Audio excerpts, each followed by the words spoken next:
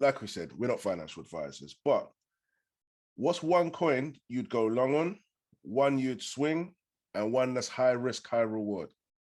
Woo! Okay. All right. The whole space is high risk, high rewards. Okay. Putting that into perspective, never Yeah. forget that. Yeah. It's high risk, high reward at the moment. Slowly but surely, when you look at the trajectory of Bitcoin, the volatility is getting less and less every year. So I just would need to make that clear. However, I will answer the question and not try to skirt around it. So one to hold long term, Ethereum, Bitcoin, or Solana. Right. You know, I can't give you one. It's out of those three. Yeah. Ethereum, I would say Ethereum I'm more kind of bullish about because of the higher chance of high returns. But if the predictions are correct about Bitcoin, even 1% of a Bitcoin will net you 100,000 grand. Yeah. Yeah. Okay. So you know, there's predictions of Ethereum hitting £10,000. Yeah. And the things you need to understand the difference. So with Ethereum, they've just made it deflationary. So it burns Ethereum. We still don't know what the cap is though. So we don't know what the limit for Ethereum is. So what you find, so for example, what you find if a coin has, if there's a lot of a coin available, it has less chance of going up really high in value. Okay. And if a coin has a limited a max or a capped amount, like Bitcoin only has 21 million Bitcoin. Right. Only 21 million people could own one Bitcoin if we shared out the Bitcoin around the world. Yeah. Wow. So we're also looking for that kind of aspect. So Bitcoin will only go up in value because it's scarce. Yeah. You know, like Arweave, for example, is scarce. You know, it's capped. So yeah, Bitcoin, Ethereum, Solana, I would hold long. Okay. So Solana's in that bracket, yeah? For me, it is. I am so bullish on Solana. It's not even a joke. I think for me, Solana is definitely one of those projects that can contest Ethereum. Okay. Because a lot of people don't realize the people that developed Solana are the same people that worked with the guy who developed Ethereum. Like they were the people that did Polkadot, Solana, and Cardano all worked on Ethereum. And they all knew the issue. So right now, Ethereum's in a state where it's trying to fix its issues. Yeah. Which could lead to people leaving its network. However, it has first mover advantage. It's highly secure. So, you know, it's still a safe investment, in my opinion. It's still a blue chip investment. But Solana, you know, it's fast in terms of transactions per second. Low gas fees. You know, it's an amazing project. You know. But so yeah, long term Solana, Ethereum, Bitcoin. Okay. Swing. So I think that Chainlink. You know, I'm holding Chainlink, but I won't hold it as long as I hold Bitcoin or Ethereum. Right. So if we used to say swing trade, maybe we could say that, and Polkadot. So I'm not as bullish on Polkadot as I am on Solana. So Polkadot, Chainlink, Band Protocol, so no one's talking about at the moment. In my opinion, undervalued. Google use them as their link between real world data and the blockchain. Yeah. So yeah, those are kind of like my swings. I've got quite a few assets, but just kind of narrowing it down. And then my quick flips are generally for me. So you need to remember 97% of the crypto world is like shitcoins, to be fair. Yeah. And they're not all going to make regulatory clarity. So, you know, you hear people about Dogecoin and Shiba Inu. Unless somebody gave that to you for free, you shouldn't be buying it. I don't care what anyone says. That's my next question. Yeah. Like when anybody says to me, yeah, I'm investing. Yeah, what? Are you a Dogecoin? And I kind of look at them like, all right, I'm gonna have to just, you know, there's only so far we can talk now, yeah. So for me, a quick flip. So my most recent quick flip was ADAX coin. That was the one I woke my wife up about.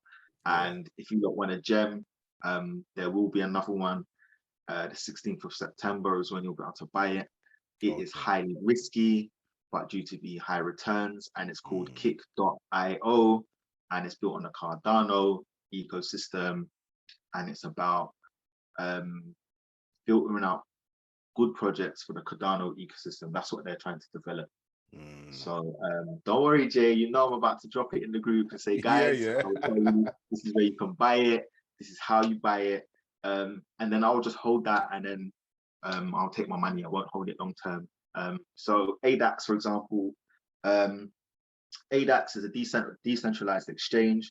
What does that mean? So crypto.com, Trading212, Free Trade, they're centralized exchanges. Okay, they are centralized exchanges. Yeah. Decentralized exchanges mean that, you know, you can go on there and you can trade with peers, buy and sell with peers. They're not holding your assets. You need a digital wallet in order to use those decentralized exchanges. So, and some of them you don't even need KYC. What is that, KYC? Know your customer. So like, you know, when you give your license and all of that type of thing, you don't even need to do that. You just go on there. As long as you've got Ethereum or Polygon in your wallet, in your MetaMask, you just go on there and buy and cut out. So anyway, yeah, Kick.io, high risk, very, very high risk. But that'll be one I'm buying 16th of September. It's oversubscribed at the moment. The Cardano community is strong and supportive of most of the projects. So we can assume that a lot of them are going to buy that in hope.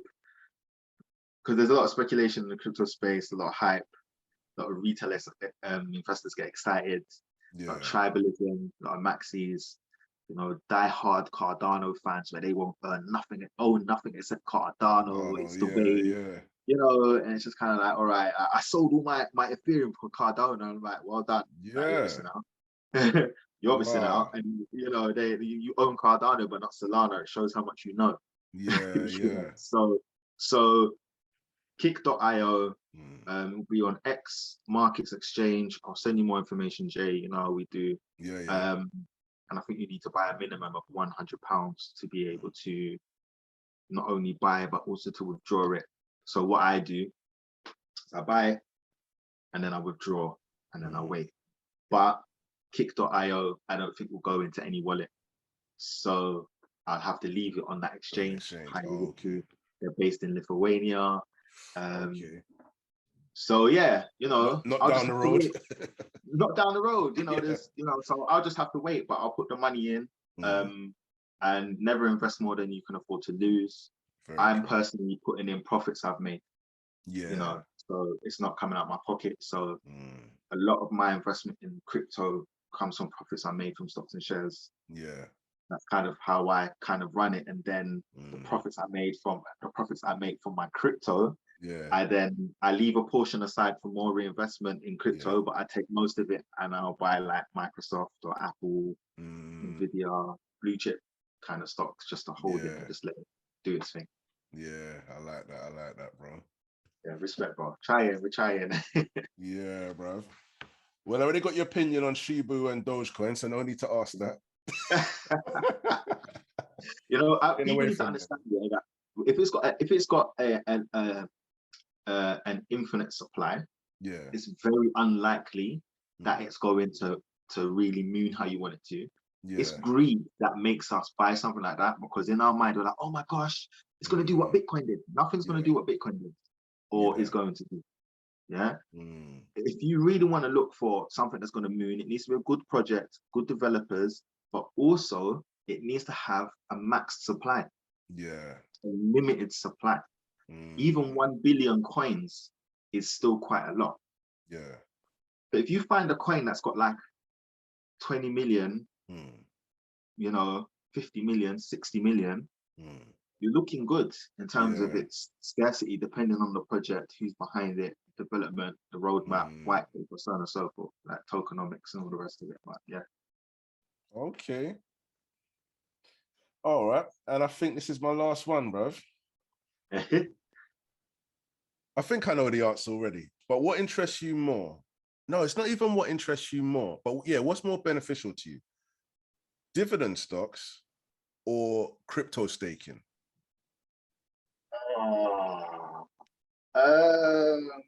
I'm gonna go with crypto staking. I thought so. I tell you why. So for me, dividend stocks are good if you've got the, like, you know, you're the man when it comes to that. You know already. There's some dividends, they just increase every year, they're consistent, so on and so forth. Yeah. The stock price still goes up and down, but you still put your money in and get your dividends quite regularly. Yeah. The only difference is inflation affects what you're earning. Very true. So inflation will always impact on the dollar or the pound that you're earning in dividends. Yeah. Whereas if I receive like 6% on my Solana, yeah, through Exodus, then I'm always going to have that amount of Solana. How much Solana I have is never going to change. Yeah. The only thing that changes is the value of the Solana. Right. How it goes up and down and so on and so forth. I'm with But you. with the pound and the dollar, yeah, cash is trash. It's just dying. So it's going to continue to go down. So you'll be earning, you know, like someone made a prediction the other day that Bitcoin's going to reach $1 billion a coin. Yeah. I think it's by 2037, 2033, something like that. Okay. That's very possible. But ask yourself, what will $1 billion actually be worth in 2037? Yeah. Because one of our friends put something in the group the other day, and he posted a picture of a $50 trillion note. Oh yeah, I see that. Yeah. So you got to put it into perspective. So that's why also hold, but don't hold too long. Take profits along the way, because you're here to make money, watch it go up and down. Yeah. Very, very true. I just wanted to say, actually, for the purpose of what we spoke about today, you don't need a lot of money to invest. You just need a strategy and consistency. Yes. And your benefit. Do you know what I mean? So, yeah, bruv. I think that's a wrap, you know. All right, bro. Love, man. Respect. I think that's a wrap. Just from, you know, from me and everyone else, bruv. I'd just like to thank you for your time, you know. I know busy man, family man, got things to do today. I know F1's on today, so time is in short supply. So yeah, I really appreciate your time, bruv. Anytime, bro. I've always got time for you, man, from day one. And yeah, just a massive thank you to anyone who kind of stayed, watched the whole thing. Oh, most definitely. I'm on Insta if anyone wants to ask me any questions. Give him your bits, bruv. What's your Insta? It's Investor Rony, simple as that. All one word. Investor Rony, one word, at Investor Rony.